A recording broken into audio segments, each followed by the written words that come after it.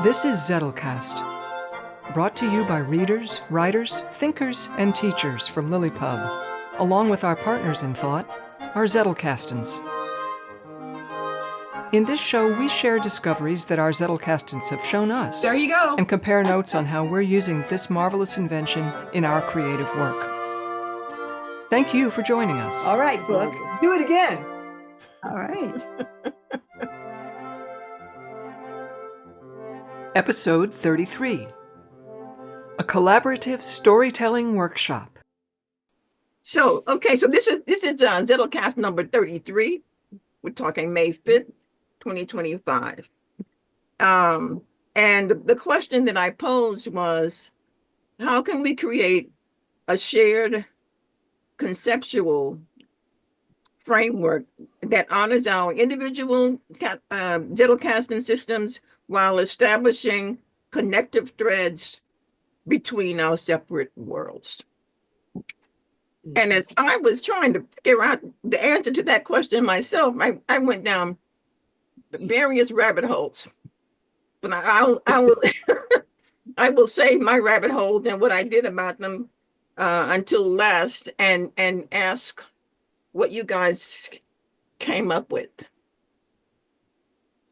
Anybody? Ooh. I want Victoria to go first before her phone rings. Well, for me, it's a pretty simple straight line. It's, I approach your question the same way that I approach putting a story together, which for me, everything begins on a timeline. Everything begins with what point are you at in space? And then what is the first thing that comes after and the first thing that came before? So in story terms, that's just how, and I've even written my book that way. That's how I just model it out. I position myself in space and then decide what needs to come next and what preceded. So for your question, in the context of our story, maybe, I think defining a common place where we all are. So maybe that's, just speaking in terms of numbers to keep it simple, maybe that's 9,500. That's our shared point where we all converge, in our discussions and conversations, about our story or whatever we're working on. So then for me, it's just a matter of figuring out, what do the tentacles off of that look like? And my first thought was, well, if we have a shared place, or not really an index, because that's not the best fit, but if we have a place where we can share our keywords in some way, then as we each take, like maybe I'm 9,500, Julianne's 9,600, Mel's 9,700, Deb's 9,800, or whatever, then we're making references to each other's stuff. So like, if I put something, at 9,500, that I'm thinking, okay, this is some important piece of world building for something that we're discussing.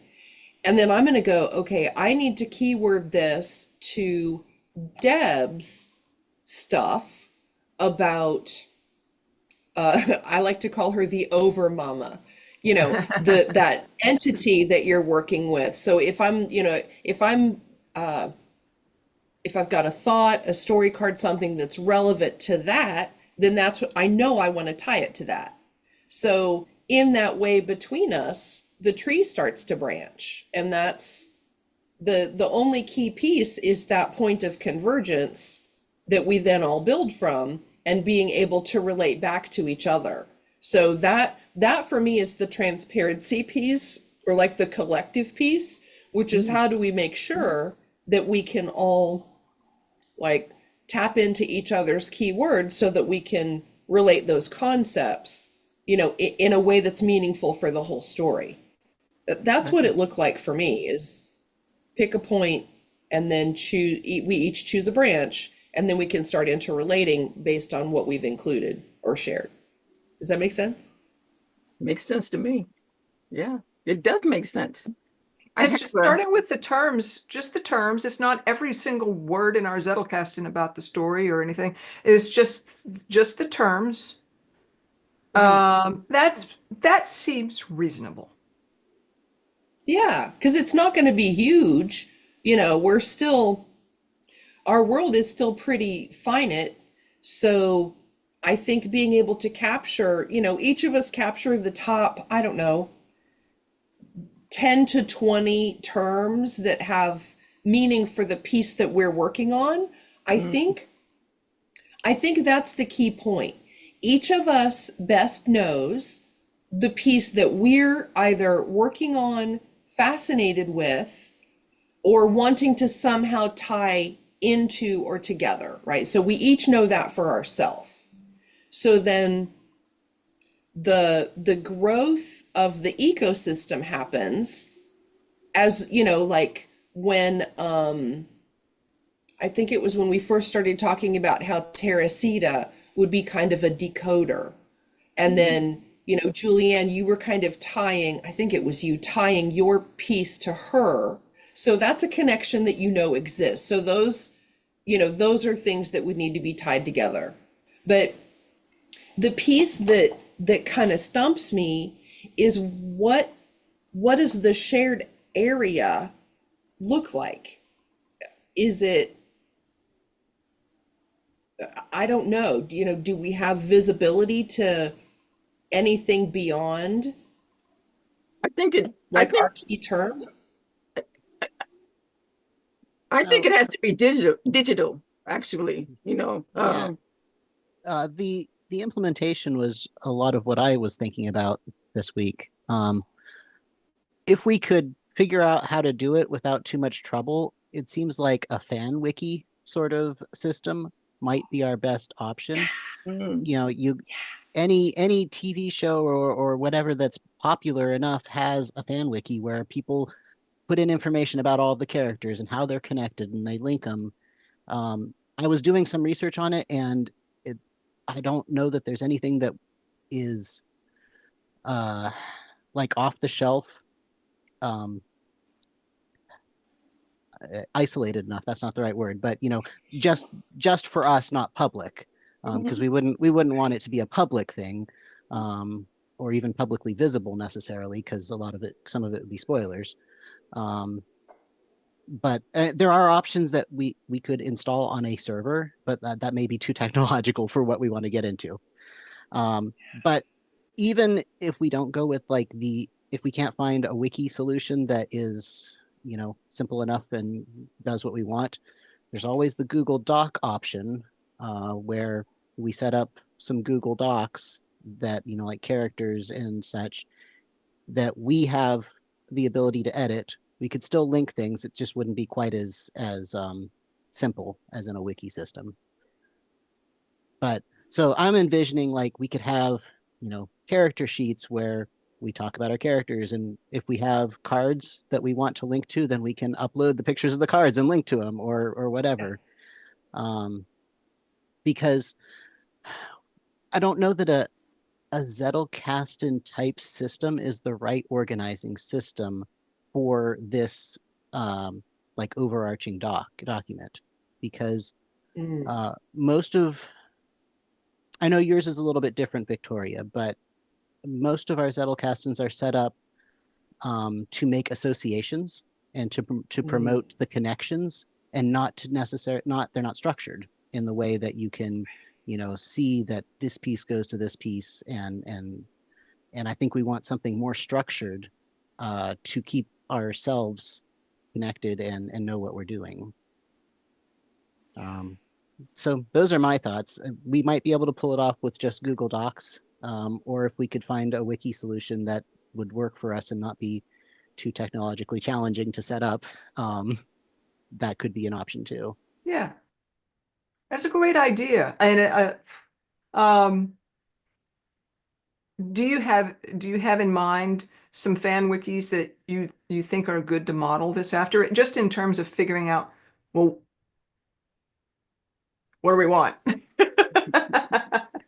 Um, I don't spend a lot of time on them. I usually Yeah. find them if I'm like, if I'm searching for something, like trying to find the actor for who played a particular character, I usually run across one of them. But I know that the TV show Lost had a pretty extensive one. So I remember Right. running across Yeah, that. that's So a that, great example because a lot of people trying to figure out a mystery. yeah, and a bunch of different characters that are all, separate but interconnected, and a huge amount of plot covered in those 7 seasons or whatever it was. Hmm. Yeah. What was the name of And that? nonlinear. Yes, the TV Lost. show is Lost. LOST. What? You That's missed that perfect. ultimate disappointing event. You know what? Right. I was really disappointed by it when it first came out, but I actually just rewatched it just a few months ago because my husband had never seen it. And going through and watching all of it like at once, the ending was not as bad as I remembered. It worked better. It worked better than I thought it did. That's encouraging. I've heard you're like the fifth person literally in this last year who has said to me, you just need to give it a chance. Go back and start over and just watch it in a go with no preconceived notions, and you'll find it's much richer the second time through. So I may have to do that at some point. Yeah. It was a fun trip. It was a fun trip. Lost. I don't even know. Okay. Lost. It was a phenomenon that eluded you. Absolutely. Totally. Yes. It did. And when I was when did that come out? What year? I don't. 2004? That sounds about 2004? right. Oh, no wonder. I was Yeah. so deep into NYU. I wasn't even. Good for you. Yeah. Yeah. Yeah. It's 20 years. So yeah. But it's just a crazy nonlinear story about a group of people who take off on a flight and the flight crashes. And that's all you really know. Everything after that is, are we dead? Are we alive? Are we in heaven? Are we in hell? Is it something else? And you just go through this crazy journey of all these different character threads and flashbacks and flash forwards, and it's pretty nuts. Trying to figure it out the whole time. I mean, it really does watch like a big fat puzzle. Yeah. Okay. Well, that's something to look into. Which is why it was so fun. I have an idea about the technology that I'll investigate as well.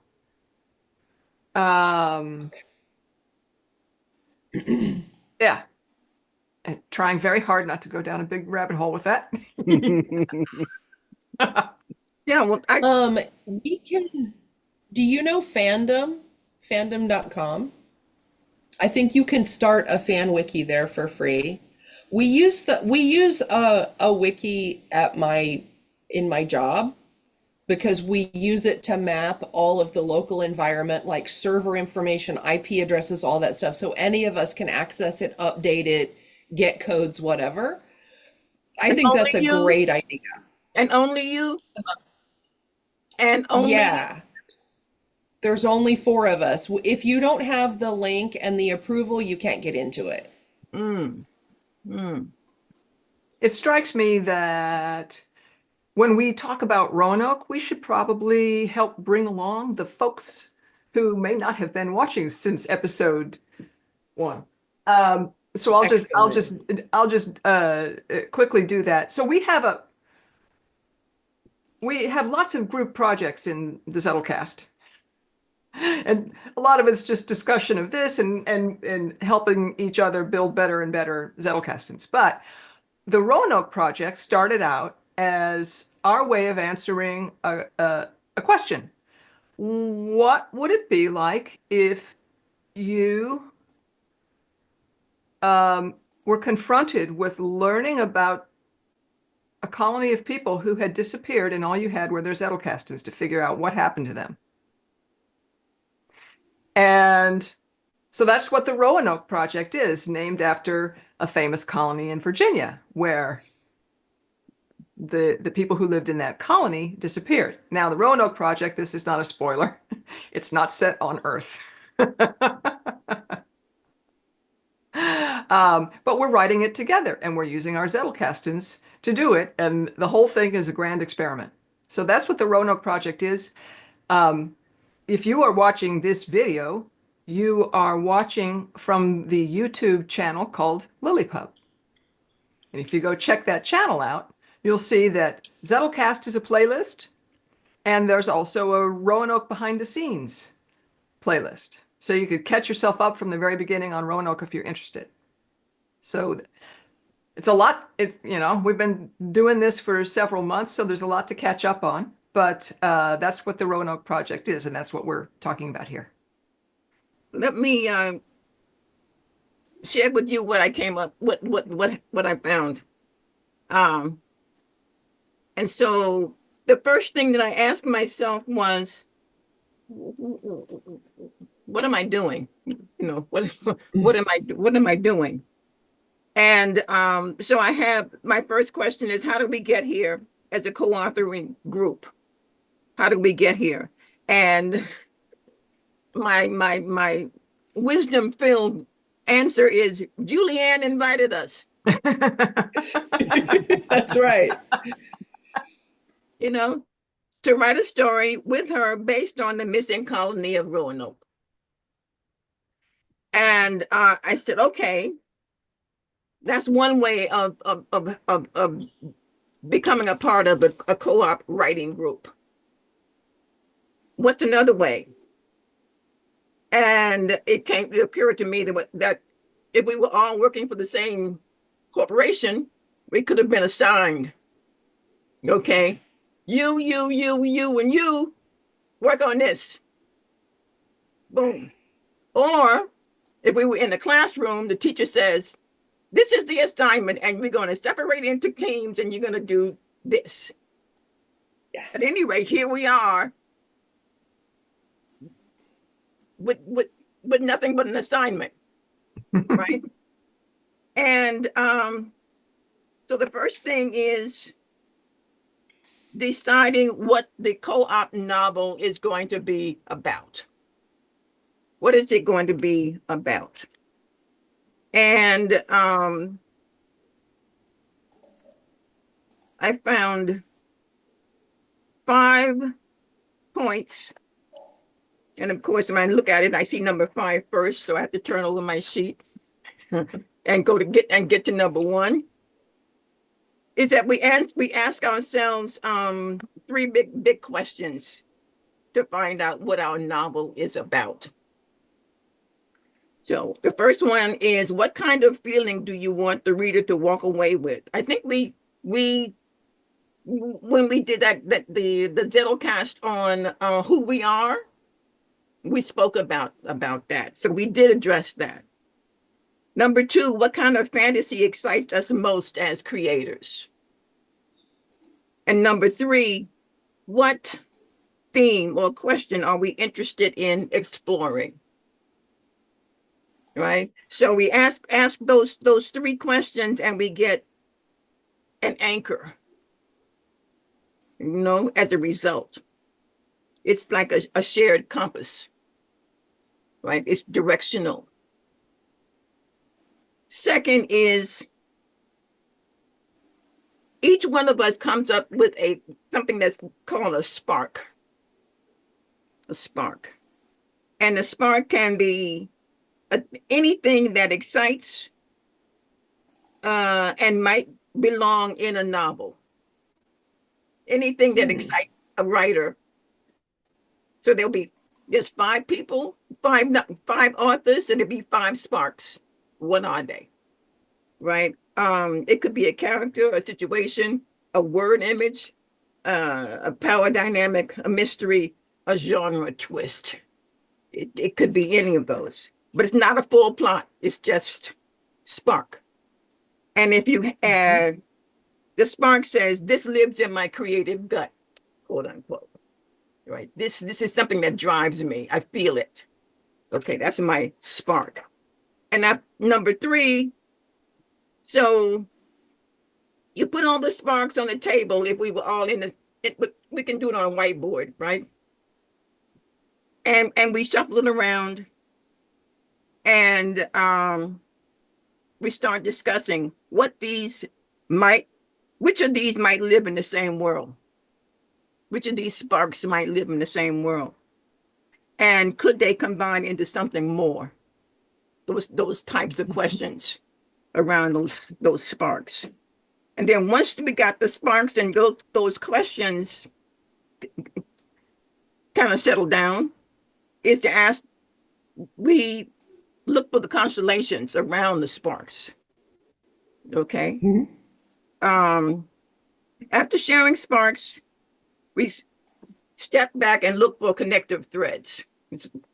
Connective threads. Are two characters unknowingly in the same kingdom? Kind of thing. Could one writer's sacred grove be where another's cursed relic lives? Nice.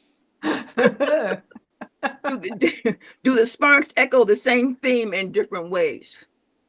And we had an instance like that the other week, I think, when 3 stories converged. They all had the same core, so we're doing it. And so that constellation creates the shape of the story, right? And then number 4, to frame a core conflict. A core conflict.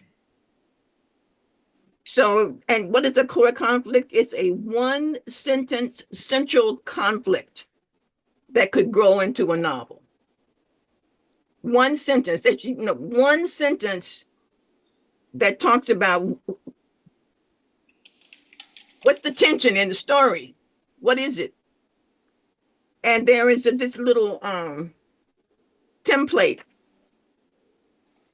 that goes when, and then insight in world event, threatens, stakes, A, protagonist type, must, action, but opposing force stands in the way. Did you get that? Should I put that in the chat? Hola? Got it? Yeah, cool. I got it, but yeah, if we want to refer to it verbatim, that could be helpful. I'm going to send you written stuff anyway. But okay, and so that 1 sentence becomes the seed of the story or the novel.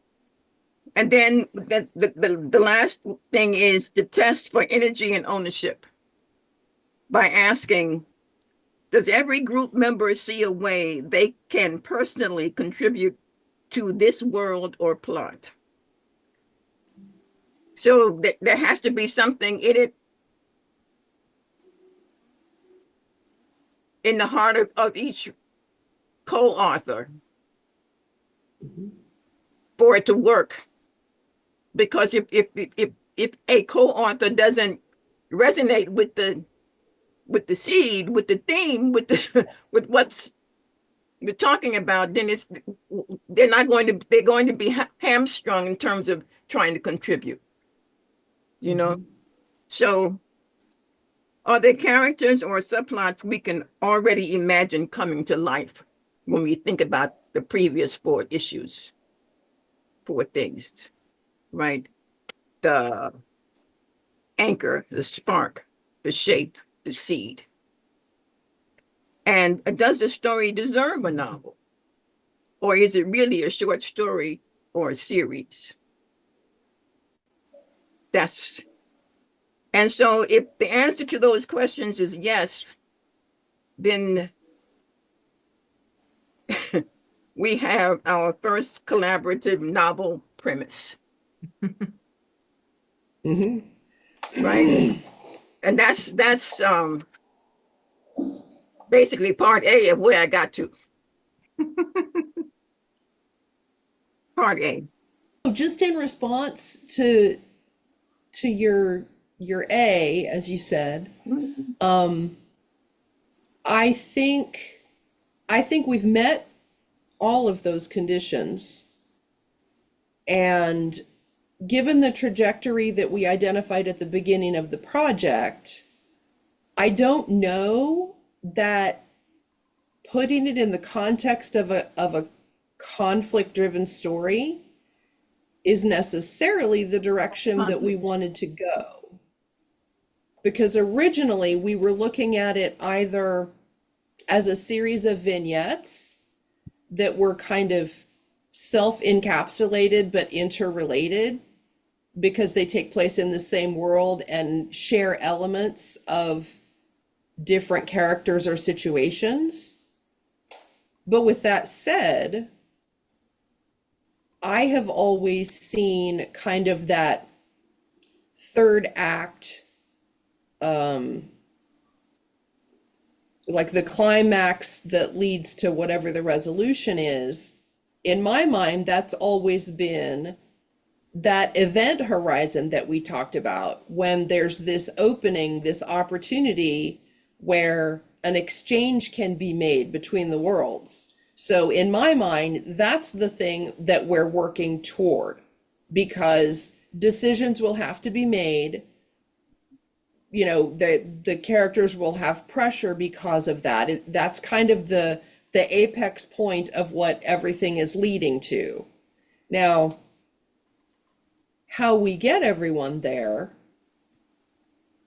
I think that is evolving organically as we continue to share pieces of the story and different, I think of them as story pockets.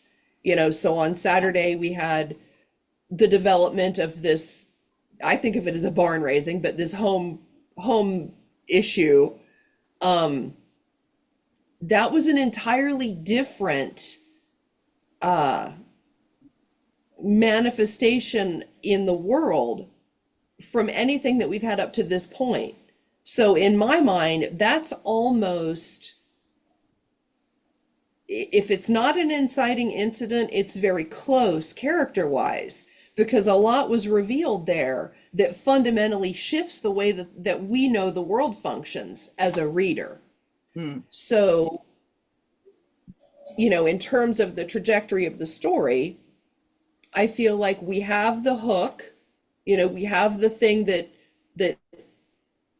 tentatively brings people into the world, and then we've got some narrative exposition that brings us up to this point where we discover that now Chris has called on Jenna in order to make this thing happen.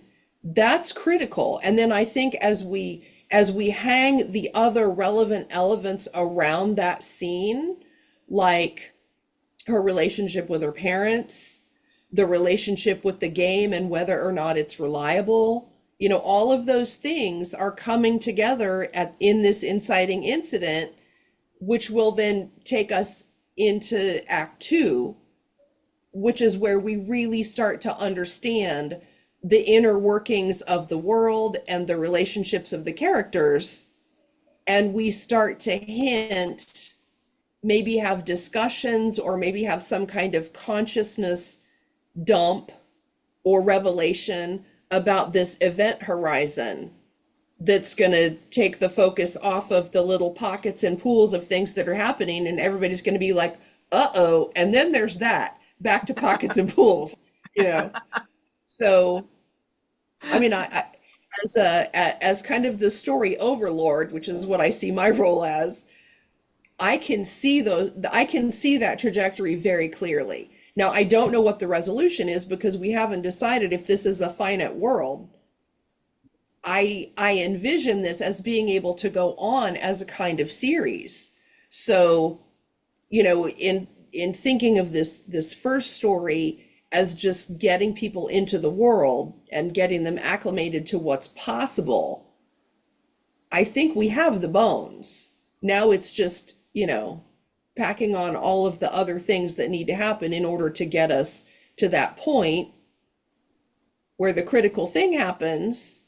And then in my mind, we leave the reader with some kind of a thread, almost a cliffhanger, that takes them into the next story, which we don't know. It could be into the next world. It could be into the old world. I mean, we don't know that yet, but that's that. I mean, I think we have a strong enough character structure, which, this is what I suspected, and it's nice to see this is what's happening, is as we build out these characters and their interrelatedness, we see what needs to happen in their world, what needs to happen in the next scene by nature of how they've interacted. They're telling us what to do and where to go. We just have to follow it. And I think that's happening. Does that help? Yeah, it helps tremendously, and it crystallizes for me my issue, which was, okay, as the overlord, you have this vision, you have this, you can see things that were not all that clear to me. you know? Yeah. And that's all I'm looking for. And I have an unfair advantage. I've just spent a year researching plot and story building. So like I have an unfair advantage. Yeah, plus your 16 years, so I mean, not to speak of, right? So understood. And still looking for a lens that I can look through and see everything, because I was really annoyed when I looked around and I had this perfect thing, this intersection between Jenna and addiction, and I didn't have enough information to write a story about that. It wasn't not saying it wasn't there, but it wasn't visible enough for me to see and be able to riff off of, So that's where this rabbit hole opened up for me. Right. Well, I think it's helpful at least once a month in this process. I think it's very helpful to just take a little block of our time and just do a review, do a story thread review of like, okay, who do we have? What are they doing? Where did we leave them when we last left them off? Because you're right, as one person writing my own story, it's hard enough to keep track of all the threads in my head.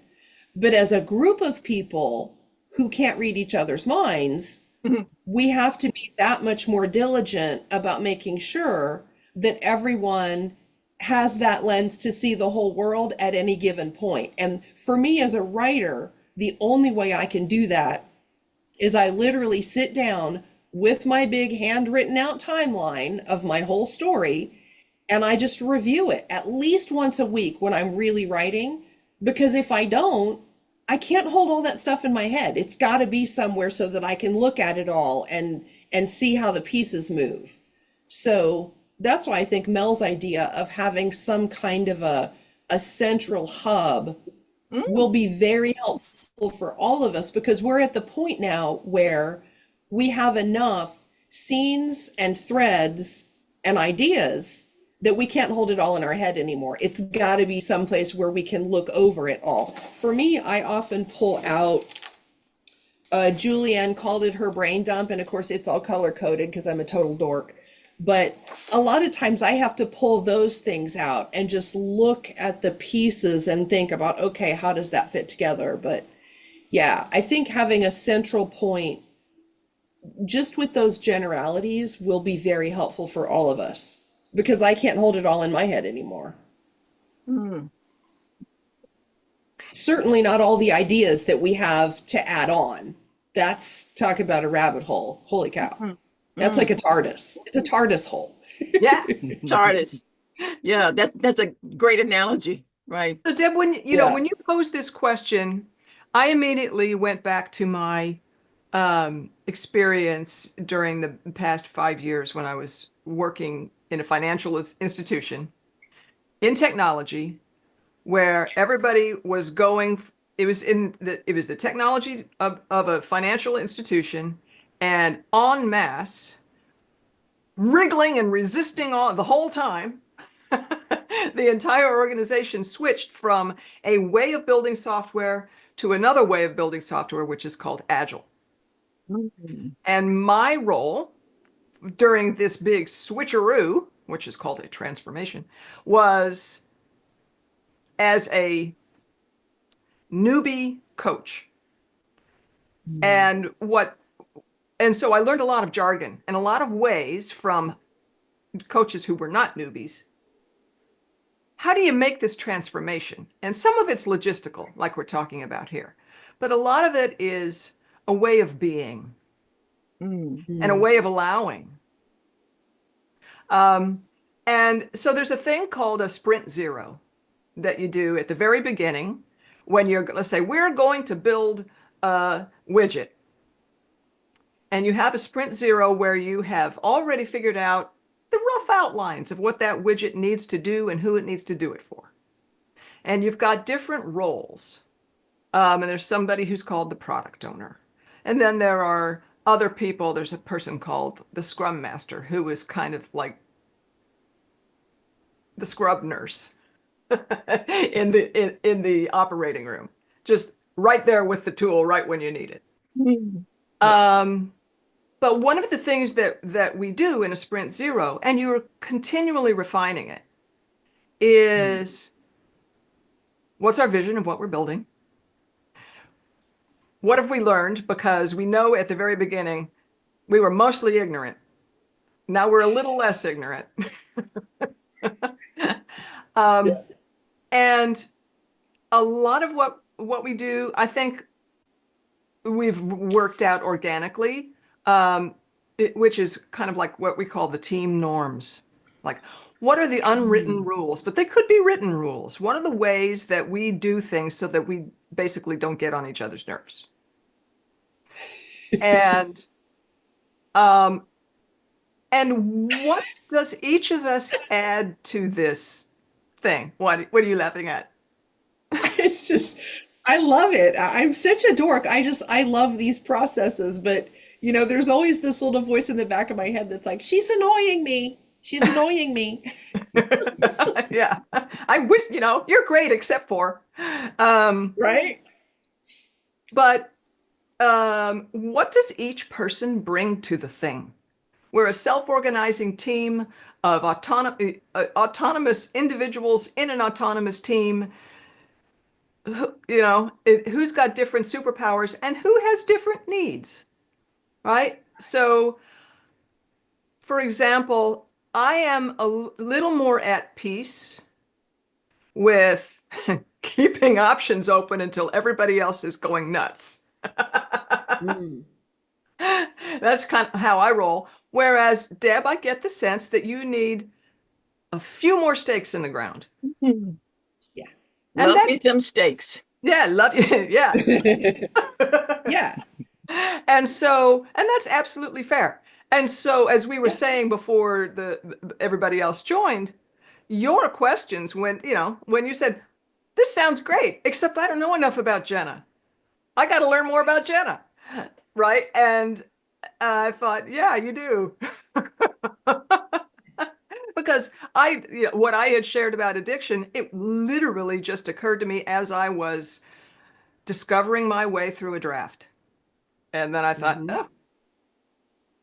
Basically the thing there, and I would say that a principle that I feel is kind of wafting through my approach to this book is that there are two sides to every coin. And a strength viewed in one way is a weakness when viewed in another way. And so, this isn't a spoiler because it happens on page 1 of the of the book. All the people that we're talking about have a thing in their heads that allows them to communicate with each other, and has access to a whole lot of facts about humanity and life and everything. And so this character, Jenna, is kind of a prodigy dealing with that thing in her head. But if we just look around our lives right now, doom scrolling, you know, there's the ready answers are dangerous because they turn your brain off. And so it occurred to me, well, you know, she has probably had to deal with that feeling of impatience to know something rather than keeping her curiosity open just a little bit longer. And she may have made some success at that, and she may be able to help other people who are struggling with that. And so that was the rough outline. When I said, "Oh, I think we've got an opportunity for you," because Deb, you just got interested in looking into addiction, and it just felt like, well, there's a fit, for crying out loud. Right. So, you know, one of the things I love that you do, Victoria, when in your character breakdown thing. You have all of these, he's got these little worksheets, and it's just a bunch of questions that make you, you know, what does Jenna look like? What's she terrible at? What's she great at? Right. You know, all of those things. I feel like in our wiki, it might not be the worst idea for us to have those for each other. No, that's an Absolutely. excellent idea. As authors. That's an excellent idea. Yeah. Because if I had had access to that, then that's where I would have gone. I don't have enough information. Oh, let me go to the wiki. Boom. And here are all this character's features, capacities, experiences, timelines, you know, connections. Yeah. And Yeah. links to snippets that have already been written. Exactly. Yeah. Yeah.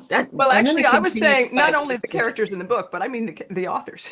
I was really talking about the authors. Like, you know, Victoria's superpower. She intuited. I mean, she's got a lot of superpowers, but in the context of this show and the wonderful book that she's about to publish this year, called Victoria. What's it called? Zettelkasten for fiction writers. Which we're all like saying, finish it. It's finished. You can start whipping the editor now. Yeah. Your superpower in the context of this is what you've been talking about here. Your knowledge of story writing in lots of different ways, and the way that you've put a Zettelkasten to use that got you out of a thicket and into editing. So Yeah. there are those things that we can, you know, Victoria, how do we do this? And you're going to have thought about it, likely. So all that sort of stuff. But I do think the shared space and a not too fussy one. And so wiki seems like a great idea. Because now you can get a wiki to be overly fussy, but we can probably avoid that. Yeah. I And think then as if long as something we're you're just looking for, Deb, is not in the wiki, you know, we could just Yeah. say it's in our team norms. right. You're not allowed to just be frustrated. Say it again. In our team norms, you know, if there's something that you're looking for in the wiki that you expect ought to be there or feel like it'd be really useful, yeah, Put it we have in a way there. of asking each other and Yes. a way of accommodating. Right. And, Yeah. well, In my research, that's what I came. I mean, there was the idea of the wiki, the idea of Notion, or the idea of Obsidian, and I thought to myself, oh no, I don't want to deal with Obsidian. No, Oh no, I don't want to deal with Notion. no. Oh no, Wiki. Oh, well, yeah, maybe. And then Mel brought it up, and I'm saying, yeah, because I got enough I don't want to learn something. I don't want to. I want to work on the story. I don't want to Right. spend time learning technology for the infrastructure. I don't want to. But at the same time, there has to be these threads have to be captured and written down and tied down somewhere that's easily accessible and that's Right. private. And so that strikes me as just the rightest of right-ons, Yeah. So, And what I was that? believe something that we can do in a wiki is like if you go to look something up and it's not there, then you can make a stub, make a placeholder for it, and then bring it to the attention of whoever has that information so that it can get filled in. Yeah. Right. That would be very helpful. Right. And that's such an aliveness to that. That's great. That's great. It's digital, but it's organic, so it's good. That is so good. That is so good. Did you have a part B, Deb? I do. I was looking at it, and it's actually my God, the thing is 18 pages long, and it's written in this very dense. You see this? Whew. Wow. Wow. That looks all like all of the pages. 11 point. Yeah. Yeah, or like that. This 18-page thing. So I'm thinking that what I should do is look for a way to cut this down, and then put it in the author's folder, the Roanoke author's folder. It's called Collaborative World Building Framework Proposal. Collaborative World Building Framework Proposal. Yeah. All right.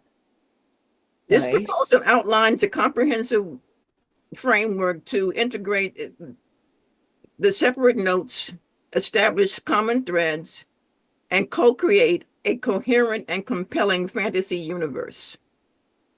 It emphasizes preserving individual creativity while fostering group unity, ensuring that both the authors and eventual readers benefit from a richly realized world.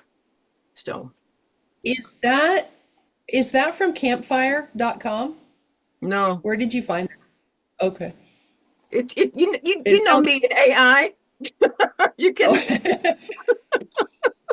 It sounds like a template on world building that campfire.com is really famous for, but I mean Well, that may be where I that could have found been it. a source. Yeah. It Yeah. might have been one of the sources that the AI. I mean, I use 3 AI. I don't trust any one of them. So Yeah. I always go for a kind of a consensus between them and what I think when I see all 3 answers. Cool. So it's quite the learning experience. Quite the learning experience. So much of this, Yeah. and the idea of in the wiki, a glossary, por favor, Yeah. a glossary, Yes. so that no term can make us stumble. We say, well, if if we do, we know exactly how to iron out that wrinkle by going to the glossary. So yeah, this is wonderful. Yeah. This is good. This is a great question because I think, like Julianne said, if not every week, every couple of weeks as a group, if we just remember to identify where we are, what we have, and what we're considering or where we're going. Is anybody lost? I think that's an important check-in process for where we are, because like we've said, we're at the point now where nobody can hold all this in their head. Yeah, it's the I mean, these goals and visions, conceptual principles of collaboration, step-by-step action plan. It's and it's all I mean, single spaced and as crowded as you can get. 18 pages. So Well, there's probably Right. opportunity to simplify.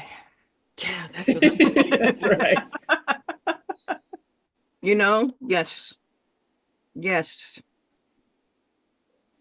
It even talks about the idea of having Zettelkasten template cards, so that for an author, not an author, but character card, for example, it always has the same information because it's a template, and so nothing is inadvertently left out by anybody who fills one out. So if there is a template or a format, that each one of the cards that populate, or each one of the nodes that populates the wiki, if there is some kind of definition as to what is appropriate for that particular node, then we know that nothing will be allowed to fall through the cracks.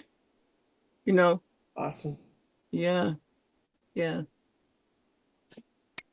what you started, Julianne? Yeah. I Yeah. love it.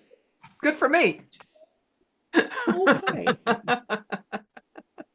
Good. And then I love Mondays.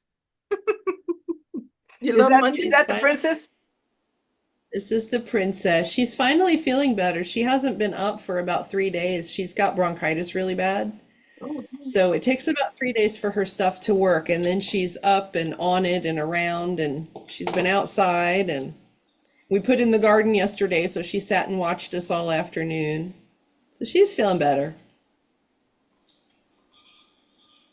wow. All right. She just walked up the driveway last summer and said, "These look like good people." She's half dead. I thought, well, I guess we've got a princess. Like Good library cat, Anastasia. She just sits and watches and makes sure that I get my work done.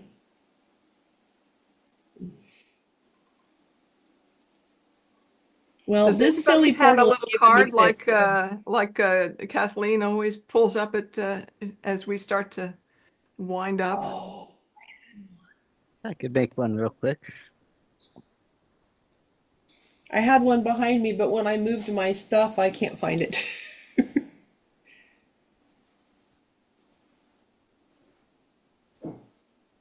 Here we go. Yeah. Woo!